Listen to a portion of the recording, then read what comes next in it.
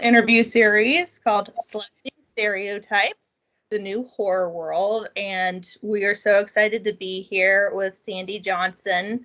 And if you don't know that name, you should. And are you even a horror fan? And for those of you who might not be aware, she was Miss Judith Myers of the original Halloween, and of course, the first kill that started everything. Sandy, thank you so much for being here with us today. It's such a pleasure. It truly is. We appreciate this greatly. Well, thank you. I'm delighted to be here. I love you both.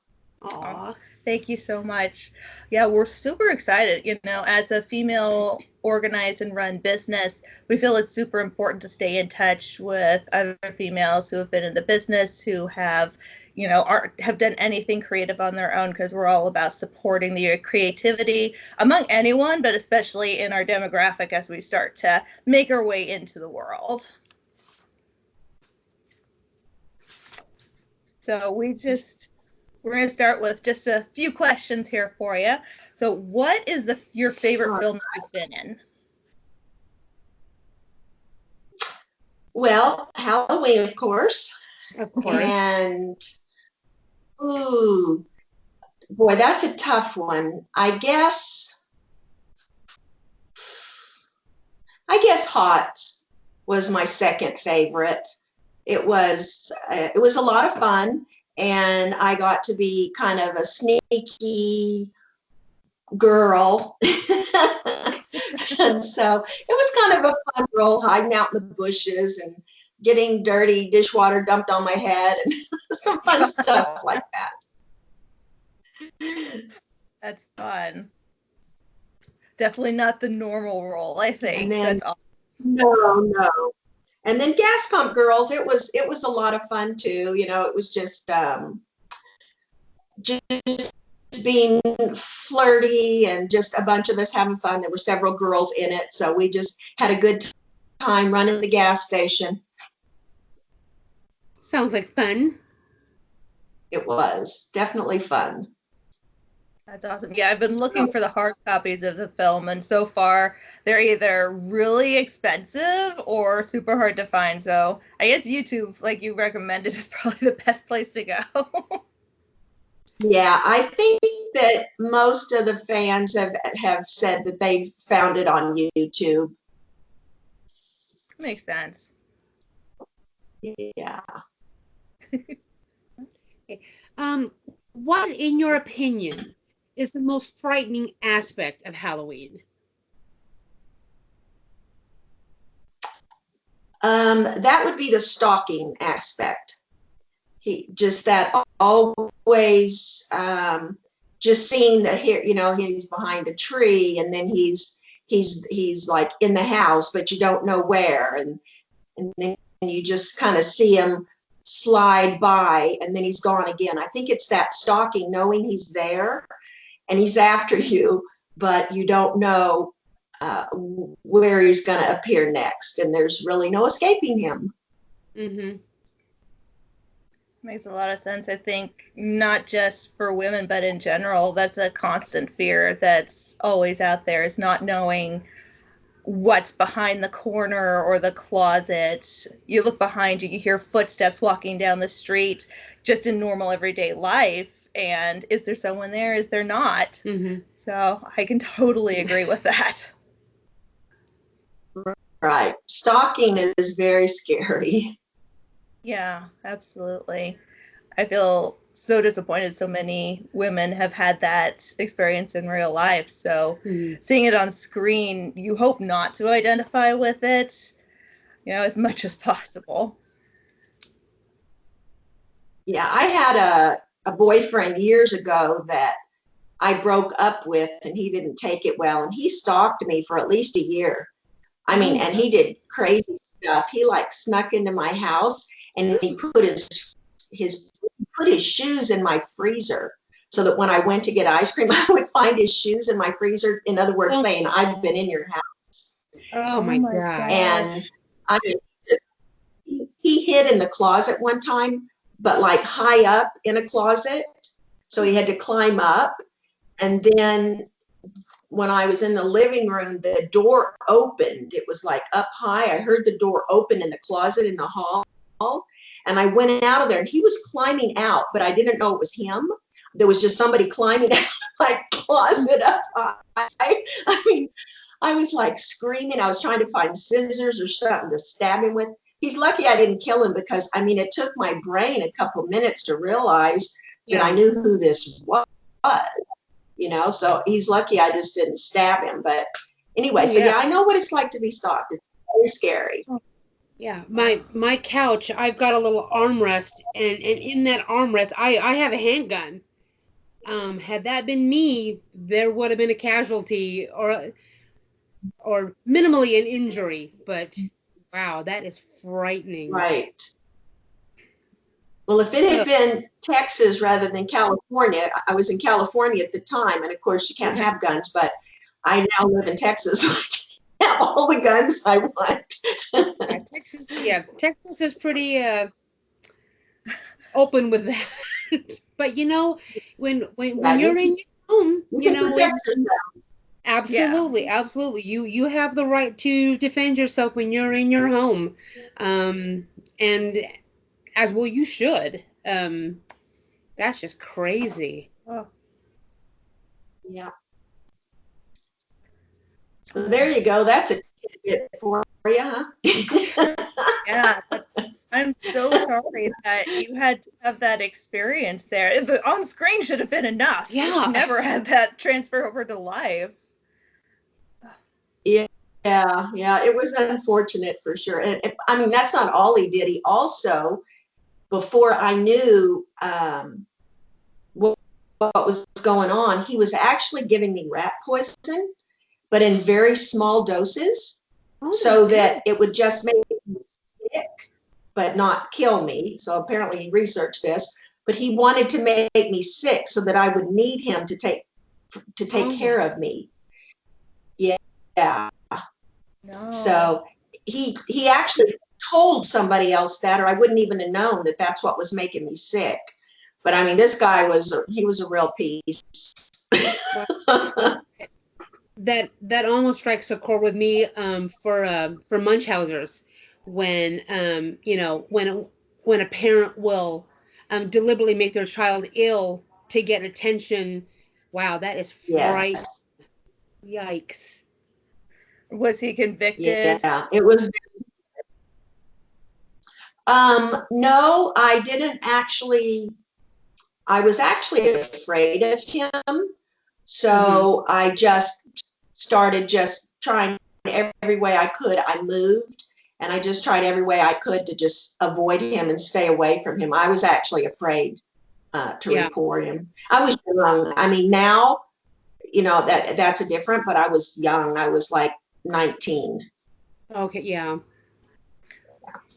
Right. So. And that's all too common, especially, from pretty much any time. It's so hard for women to come forward and report any issues like that because they either don't get believed or action isn't taken whatsoever. And that's just utterly tragic. I mean, who knows what else could have happened? I'm so sorry you went through that. Well, thank you. It all turned out okay. I'm a resilient person, but it was definitely one of those interesting aspects in life. Wow, that's crazy. Well, I'm glad you've had better, interesting aspects of your life since then. Yes. Yes, much better, thank you. Going back into Halloween, for your character, for Judith, do you wish that she had been able to fight off her brother, or do you think that her brief but important story was perfect to the storyline as it was?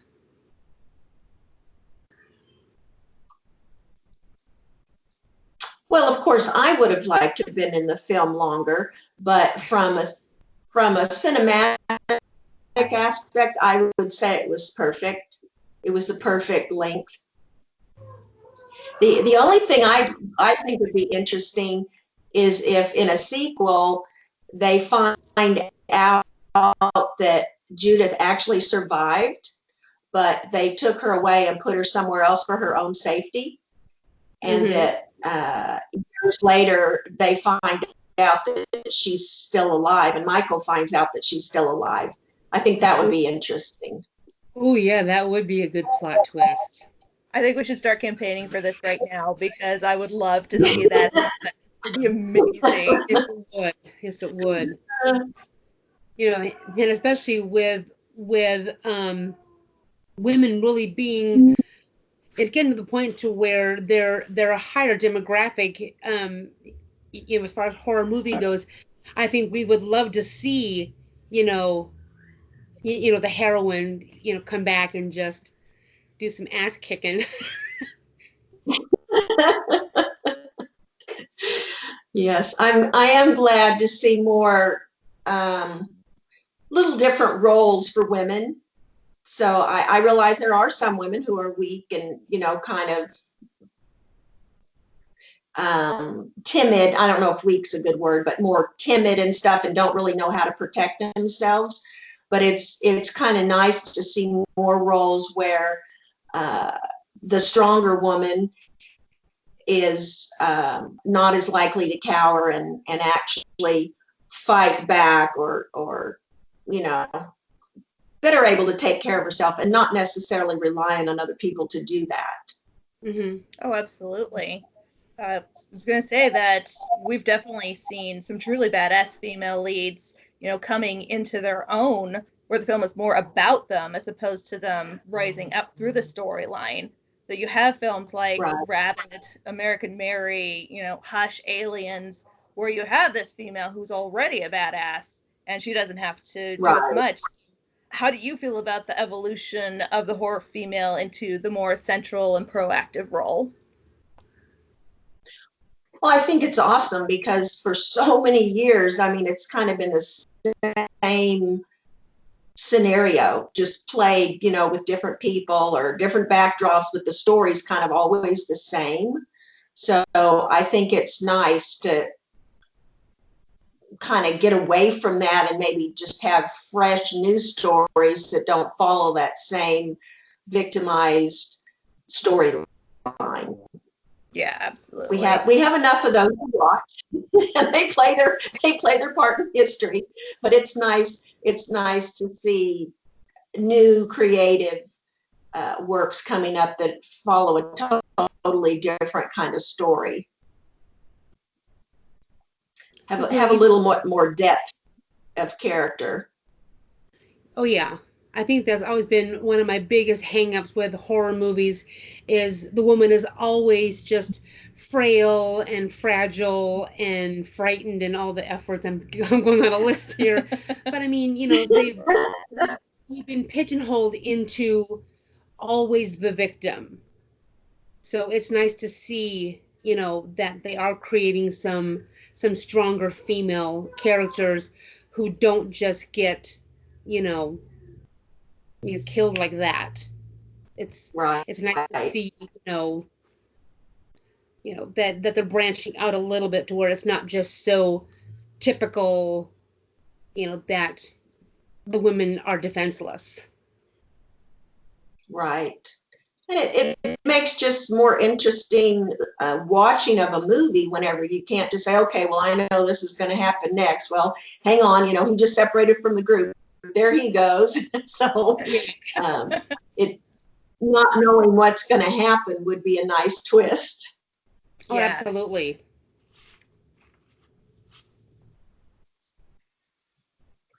So is that your cat crying or mine? I think it might be yours. Mine are unusually silent right now. Okay, good. If he keeps it up, I'll eventually let him in, but we'll wait. That's fine. We'll get all the cats on camera, have them stare at each other in a showdown. It'll be great.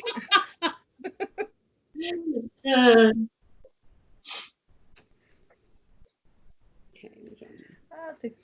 So the horror community as a whole, it's always been dominated by men, not just in the fan base, but in the creation of horror products themselves. But statistics are now showing that women are a large and growing percentage, not just in terms of fans, but also in the creation of horror as artists, directors.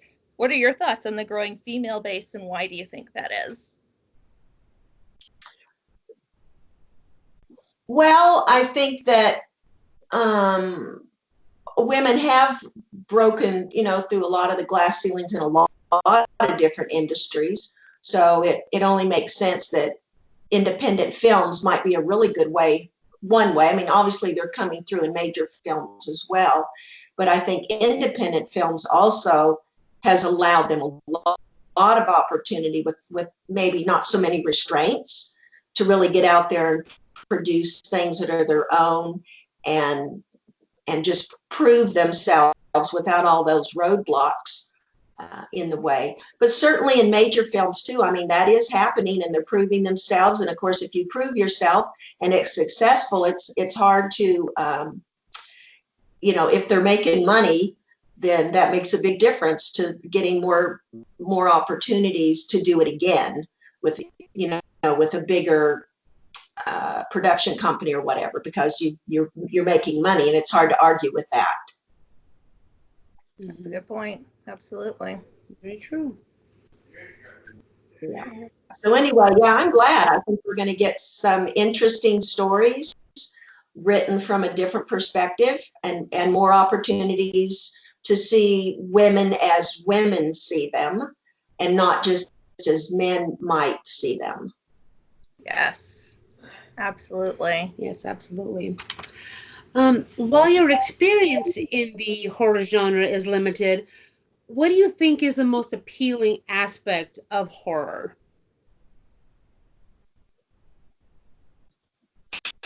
I would say that it kind of we live, I mean, most people live a pretty normal life. We do the kind of the same things, the same routines, and to be able to just kind of throw all the sanity away and just watch or do something that's just kind of insane, not real, of course, but just kind of a make-believe world. I think it's actually kind of good for our brains to just get out of that thing that we get into and just kind of throw it away and just have a different mindset, even if it's just for a couple of hours. And it's just kind of freeing, I think. That is very true. Very true. Yeah, that makes the most sense. We're also trapped in our ordinary lives. Almost anything is a good escape. Do you think that this same desire mental mechanism is why people choose to be part of like interactive horror events like escape rooms, or why they make their special effects in movies? Do you think that ties into the same thing? I do. It's just a way of being creative, getting outside your box and just trying things that are just, you would not want to experience them for real. But knowing that it's a safe environment, but living through all that craziness is, I don't know, somehow appealing to us because it's just so different. Yeah. And people tend to be attracted to things that are different or cause different emotions in them, or it's just stimulating, I guess. Yeah, I'd 100% agree with that. And I wonder if there's also the safety factor of we know it's not real, so you get that little window of It's a buffer. Yeah, that you're not really going to get attacked by a machete or a clown mask wearing child. Right. Oh, I think that's key to it, is that it's all safe and it's not real and that everybody's going to be fine, but you can live out kind of a fantasy world that's totally crazy and end up fine and still able to have dinner and everything. Very true. And yet it still won't turn most people into demented serial killers, despite what a lot of media tries to play off, that horror films inspire killers, or like the Scream movies try to, abdicate as well, that horror films create more horror. Not necessarily. I think, like you said, it's just an outlet for people. And then you go back to your real world. Mm-hmm. Right. And I found that the horror fans in general that I've met at cons and through my Facebook and Instagram, they're the nicest people ever. So it's certainly not making them bloodthirsty murderers or anything, because they are by far nicer than most of the people I meet elsewhere. And it's funny that you mentioned that. I've noticed in going to the cons, some of the nicest guests that at least I've ever met have been some of the major horror icons. Doug Bradley, Kane Hodder, Robert Englund. Robert Englund, James Jude Courtney, Nick Castle. play these horrible people on screen and are the absolute nicest people. Felicia Rose, the nicest people you could ever meet, and they play such god awful things on screen. So it's kind of, it's really interesting to see that, even though they play such, despicable characters, they're so nice. And I've also noticed that. Well, I'm sorry, go ahead. I was just going to say that was probably the biggest shock for me when I went to Halloween 40, was that I didn't know what to expect. I had never seen a con. I didn't know they existed. So that was my first one. And I had no idea what it was going to be like or what the people were going to be like. And so I was just, not that I was really expecting anything negative, but I just didn't know. But what I really wasn't expecting was for them to be like super nice, just like so incredibly nice and friendly and loving. That was not expected. I expected them to be just like normal people, but the excitement they had and the love that they had, and what a fun community. I was really surprised and delighted by that. And I think that's why I'm addicted to them now. Well, we're trying to feed your addiction and get you brought to as many cons as we can. Yeah. Thank you. Absolutely. Okay. Would you ever consider doing another horror film? Yes, I would. And I'm actually, I'm considering one, but I can't really talk about it yet. But yeah, but I'm starting. I think I mentioned that I had started with an acting coach, and he's phenomenal. I'm really happy with him. And I've also joined a drama online group. So just to find out who I am now. It's been a long time since I acted, and obviously I was very young. And just to develop my skills further and really learn. I know things have changed a lot, actually, with what directors and casting agents are looking for. So I'm just going through a re-education process, and it's a ton of fun. Well, that's awesome. Very. That's neat. And I can't wait to see where this goes. Oh yeah, absolutely. I know everyone will be super excited to see it back. Yep. I would love it to happen. So we'll see. I'll tell you, it is not Halloween. So I don't know what if anything will ever happen with Halloween. I mean, that's totally up to them, and I'm fine with whatever they decide. So it is not Halloween, but it would be a good start for me. That's fantastic. Oh, heck we'll yeah. look forward to seeing whatever it turns out to be. Oh yeah, absolutely. Very cool. Now I'm excited. Oh, I know. That ties in. If we were going to see any upcoming projects, and that answers that. So we'll be on pins and needles waiting to see. Yeah, I had to go there. I'm sorry. Yeah. It was in the crosshairs. You had to take the shot. Yeah, that's all right. So, in terms of, with your experience of playing a victim in a horror film, what are your thoughts on the process and mental effects of being in that situation?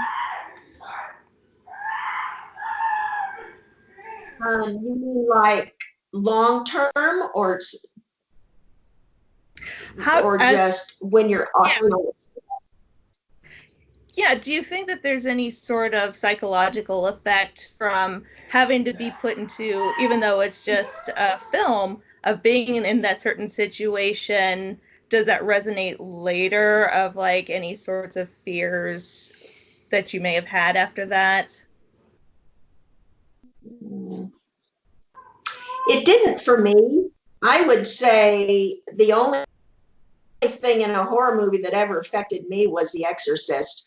When they turned on when the devil would talk, they had used a garbage disposal or something to create that.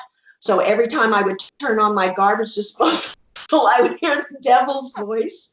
So I couldn't use my garbage disposal for like 2 months. I would have to leave the room and let somebody else use it because it just reminded me of the devil talking in The Exorcist. Oh, interesting. But as far as yeah, as far as being the one that I don't think Halloween affected me. I think that whether or not it would affect you would be different for every person. Like I said, I had a lot of things happen to me when I was young that were real and were very frightening. And I think that because of that, I don't think that something in a movie would really affect me outside of the movie. I can see that. It's too bad that the horrors couldn't be just kept there onto the screen. Yeah. But understandably, if that happens, then nothing you do on a set is going to affect you as badly. True. Right. Because it's not real. Yeah. You're actually safe. That's good. Yeah.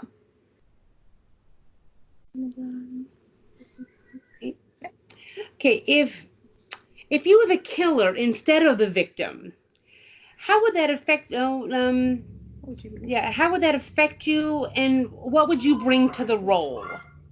If the role, say, well, obviously we're reverse. Let's say you're the killer. What would you bring? Wow, that would be very, that would be very cool, by the way. I could get into that. I'd like to be a killer that no one suspects it's you. I just think that would be very cool, that that your personality is one way in the film, but you're really this really evil, awful killer, but they really don't know till the end that it's you. That would be my role. I would like that. That would be. Well, like you kind of played with that too, with some of the photo shoots that you did of Judith being the killer instead of Michael. Mm-hmm. Like that, I could totally see that. That'd be amazing. Right. Yeah. I think it'd be awesome to be. Yeah, I wouldn't mind seeing some horror movies where it's the female killer and it's the scantily clad guys in their underpants who get killed. So okay, I'll do that one. Put it on the list of things to do. Wouldn't mind seeing that at all. That's funny. Fair's fair. Time for the reversal of all of the tropes. Exactly. Yeah, there we go. We can go into like a guy's night out, like to the man cave. Instead of the slumber party with the girls, we can do the man cave. Go in and wipe out all the guys in the man cave. Yes. We should do a movie. There we go. We'll start writing that out right now. That'd be great. All right. Well, fingers crossed that we get to see that happen. Heck yeah. We'll make it happen. Yeah. We'll make it happen. Okay. So in terms of the protagonists that are on screen, For your thoughts, do you prefer to see someone who already starts off strong, or do you like to see someone who starts off, you know, kind of at the bottom but works their way up to being that strong person?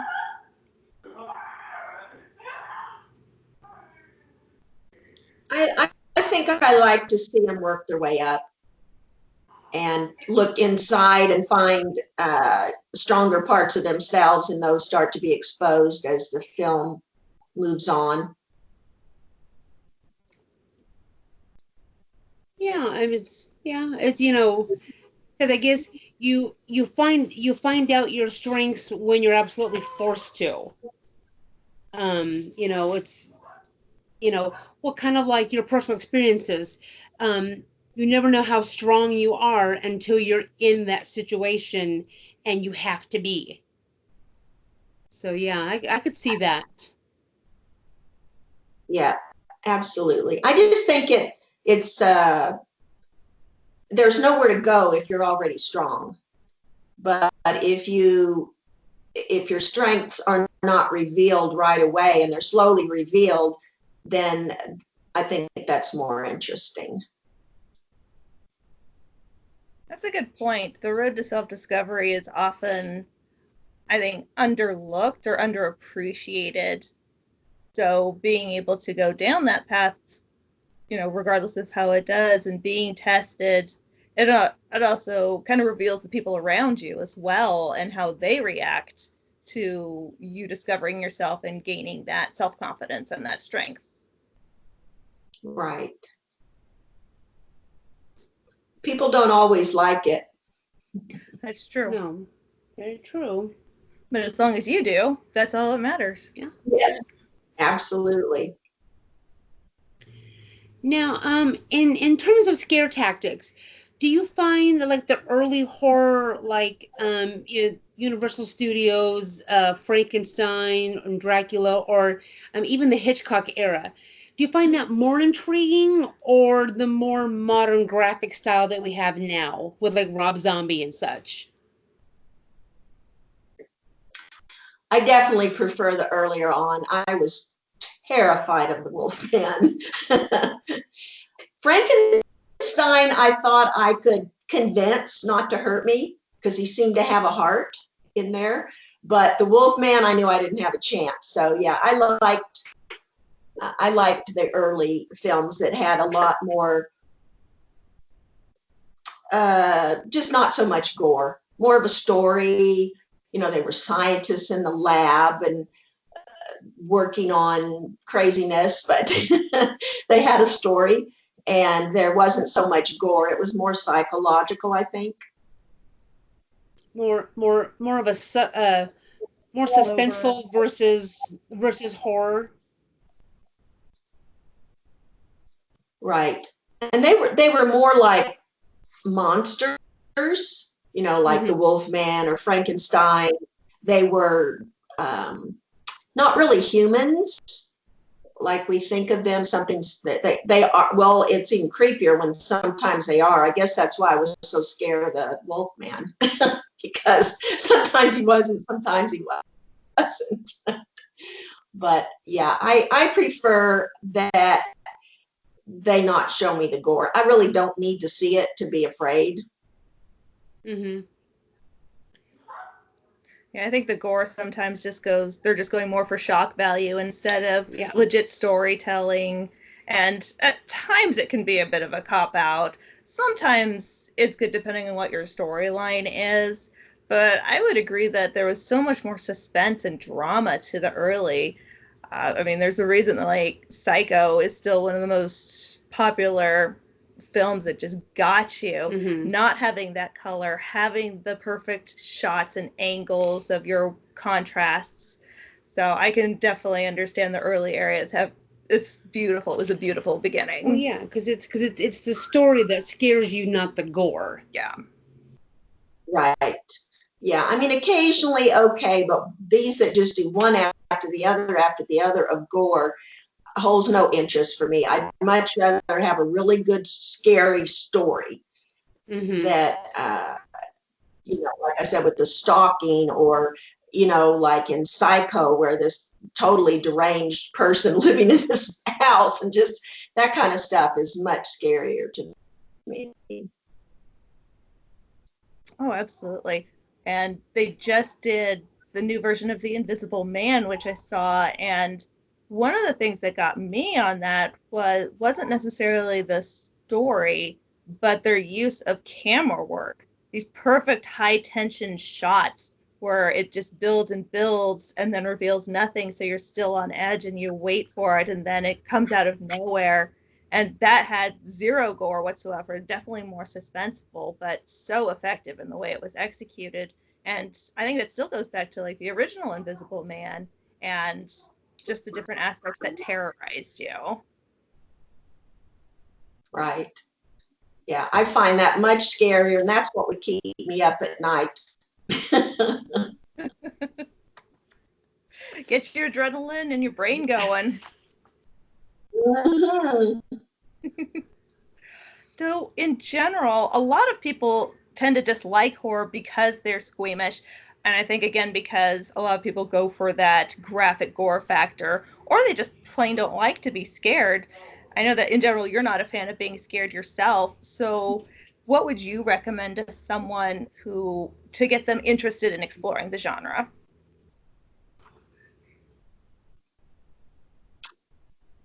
Well, actually, I don't mind being scared. I like horror movies. I mean, we've got quite a list that we have on our list to watch. So we're going to watch some in the camper, which should add some intrigue. But no, I liked being scared when it's not real, when it's theater. So I think that if someone, well, if they really don't like being scared and there's nothing attractive, then maybe they don't need to watch horror movies.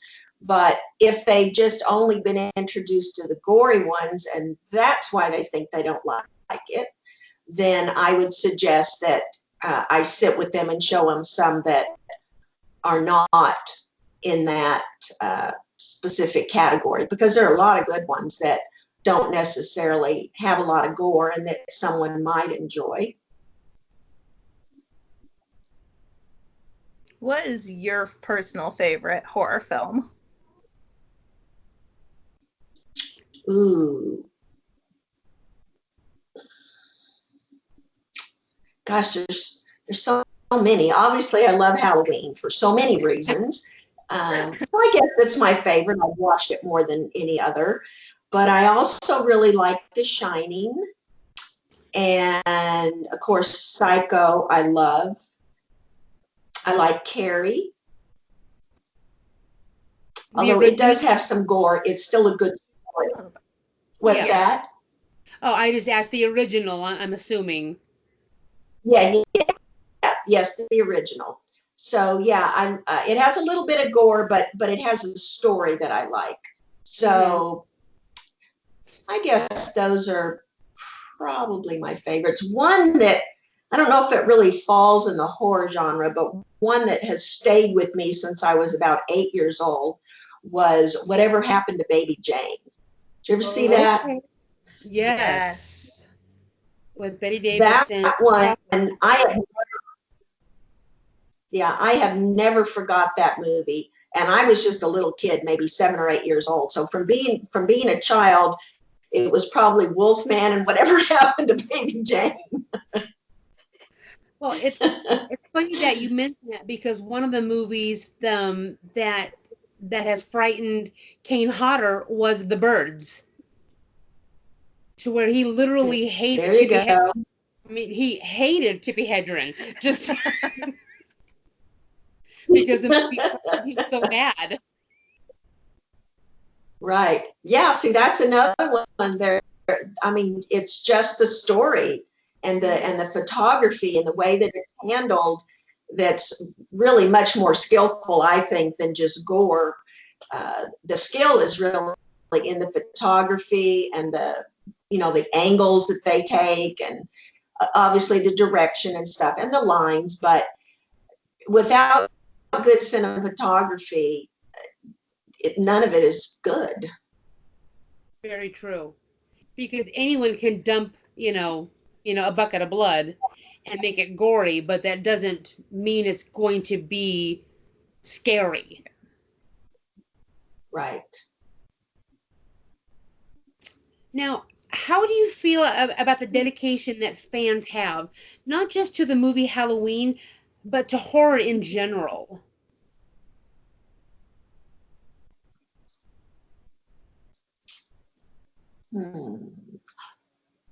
How do I feel about it? Well, they certainly have a lot of feelings about it. They're very enthusiastic. They can watch the same movie every night for months. I think it's cool. I like when people have interest in things. What worries me about people is when they don't have interest in things. So as long as people are interested in things and as a community, they're interested in things. I mean, obviously not awful things, but I don't consider horror films awful things. But as long as what they're interested in really doesn't do anyone any harm, I guess that's a better way of putting it. Oh, yeah. Then I think it's a good thing. So I'm delighted to see that there are so many horror fans that are just so devoted to either their own franchise that they're into or to just franchises in general, that they just love horror. I think it's really cool that there are that people that just they just love it. I mean, they just love it. And so that's really cool that there's so many people. I had no idea. Yeah, there's certainly a ton of us out there, and yeah. boy, do we go in different directions. Yeah. Speaking of that aspect, do you think that you yourself could survive a horror movie? Could survive one? Mm-hmm. What do you mean? Say, if you were trapped in your own horror film, do you think you, Sandy, could get out of it alive? I think so. Yes, I think I could. I go through a lot of scenarios in my mind sometimes about what I would do in different cases. And I generally have a weapon. So, and I pay attention to what's going on around me. If how people are acting, or I try to be aware of what's around. So if I did get caught in that situation, hopefully I would still be able to maintain my faculties and continue to get out of it alive. I think that's the biggest thing, is just keeping your senses about you too.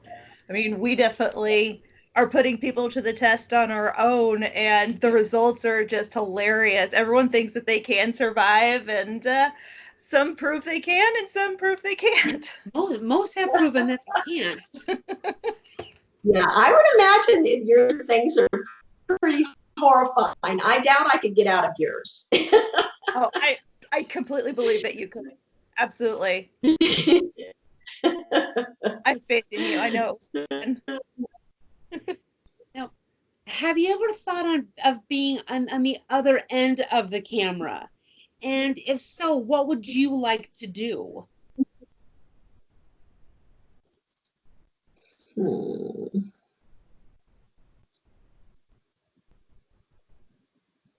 Wow. Stumper? Yeah, I haven't ever really thought about being on the other side of the camera. Okay. I would probably be more interested in creating props or costuming or that sort of thing. I like to do creative work with my hands. So yeah, I would say I would be more interested in like trying to recreate outfits that had been used in horror films, or outfits for new horror films, or things like that. Oh, that's awesome. I can totally appreciate that. I started with pins and needles as the costumer. That was really my role, and I just absolutely loved, trying to get my costumes to be as, screen accurate as possible. I mean, I absolutely loved it. I love that I'm more involved now, but yeah, my heart really is, I think, based with more of the creative end of, the costumes and the props and, setting the scene more. So I I can get you on that one. Yeah, I used to be a miniaturist. I loved working with miniatures. And the thing I liked about it the most was taking something in the real world and then doing my level best to make an accurate representation of it in a ½ inch or 1 inch scale. So I did like a telescope. I mean, they weren't working telescopes, but just things like that that you would see in the real world, and then that people would want to put in a room box or a dollhouse for adult collectors. I didn't do much for kids because most of my things probably wouldn't have been safe. Kids would swallow them. But there are so many adult collectors of dollhouse miniatures, totally unrelated to children. And so I would go to miniature conventions and I would make and sell things to collectors. And so I found that really interesting to try and find things that were totally meant to be something else and actually turned out to be very good miniatures. In fact, I had come out of surgery once and I was waking up, and the lady dropped a little plastic cap or something off of something she was doing. And I looked down and I said to Dan, get that. That would make a perfect tea glass. The lady, the nurse, I mean, she just like thinking I was still under anesthesia, right? And Danny goes, oh, okay, you're right, I'll get it. And so, but it was perfect. It was like a light blue color and it had the little ridges like a tea glass. So I was always searching for things that could serve as a miniature or something else. So, yeah, so making things, duplicating originals is a lot of fun. Oh, that's so cool. That is cool. And that's, I think, one of the coolest things about creativity is that it comes in so many different shapes and forms and mediums, is being able to see something that you just find and say, I can make this into something. This will be useful for that. That's such a useful skill, and it's so fun and therapeutic too. I love that. Absolutely. Yeah, it was a lot of fun. Okay, we got 2 last questions for you, and we'll get you going. So, all right. have you ever been someplace that really and truly creeped you out? Oh, I'm sure I've been in many. One of them was when I was probably 11 or 12. I was always one of those. I wasn't well watched. Let's put it that way, by my mother. And so, and not in fault of her own. My mother had issues, and that's fine. So I took care of myself a lot. And so one of the things I like to do was go places that I shouldn't probably have gone, like walking the railroad tracks for hours at a time and just things like that. But my girlfriend and I once snuck into a lab at a university science facility. And I remember we were going in there and there was like embryos floating in bottles, and it totally creeped us out. We thought we were going to see like test tubes and stuff, and what we saw were hands floating and just stuff floating in bottles and things and eyeballs, and yeah. We got the heck out of there so fast. So that creeped me out for sure. And then there was this old house that wasn't too far from us when I was a kid, and it was like the typical haunted house. It was old and decrepit and had signs everywhere to stay out that it wasn't safe. But of course, that's like an open invitation to kids. Oh, yeah. So I can remember going in there, and it was extremely creepy with all the holes in the floor, and there were mice, and it was just, ugh. There was like light shining through the broken places in the roof, and it was very scary in there. So we only did that one once, as with the science lab.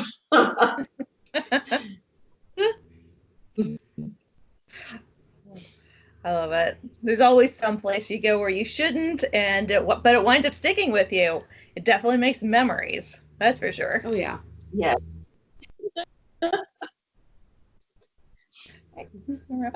Okay, and because the fans are going to want to know, do you have any upcoming conventions that you want your fans to come see you at? I do. I have a few that I cannot announce yet because I have to wait till the con announces. But Okay. I do have Monsterpalooza. I have the Chicago Flashback Weekend, and I have For the Love of Horror in the UK. Oh, nice. Yes. So I'm very excited about those as well as the others. So I hope to be seeing lots of fans this year. Well, we hope that they come, because again, this has been, for me, even just in this media, I've just been like, oh, I get to meet her, and of course, I'm definitely looking forward to May when I get to meet you in person. I'm just like, I get to meet her. So yeah, so that, I mean, from horror fan, it's when you get to meet your idols, it's just you go in with a certain expectation, and then when you meet them and they're even more so, it just makes you just appreciate them even more. So this has been an absolute pleasure for me to meet you. And I mean, even in this format, I'm just like schoolgirling, fangirling, is that the phrase? Yeah, I'm fangirling that I get to meet you even in this form. So if I act all goofy in person, I apologize ahead of time. Thank you. That's very sweet. But I also admire what you guys do. I love your company. I love the stuff that you're up to. I love your creativity. I love your games. I can't wait to I know you've been talking and visiting and getting stuff coming up here. So I can't wait to see what all that turns out to be, because I know it's going to be awesome. Thank you so much. We're super excited about it, and we are so grateful for your encouragement and all that you're doing. So thank you, and thank you again for taking the time to chat with us today. It's just been an absolute pleasure, and we definitely can't wait to see you in May. It's gonna be awesome. And you always have an open invitation to come play our game. Absolutely. See if you can survive the game.